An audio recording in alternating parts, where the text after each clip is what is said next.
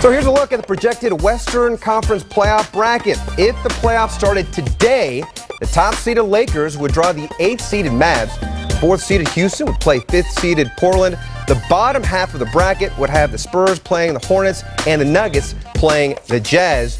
Good news for the Lakers. Andrew Bynum is expected back later this week. So, Jalen, out of all those teams that we just showed there in the Western Conference, who do you think poses the biggest threat to the Lakers? I'm still looking at the Utah Jazz and thinking they're going to be a tough out because they have depth and they have tremendous basketball IQ, especially playing at home.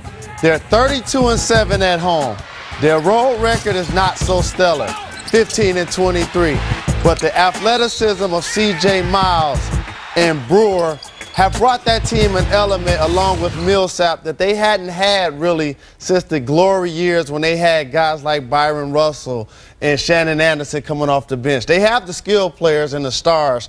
You obviously know about Darren Williams and Carlos Boozer, but having those guys that really would take the Jazz over the top, they're going to be a tough out. Yeah, with Ginobili shutting it down, Utah is the toughest challenger. They've got the depth. They've got the key guys at the right positions that you need against L.A. But I think one other team you're going to have to watch out for is Denver. And this team's playing their best basketball at the right time of the year as they head toward the postseason. They're 1-1 against the Lakers this year when they've had Chauncey Billups in the lineup. And the last time these two teams met at the end of February, they held L.A. to 29% shooting and 79 points overall.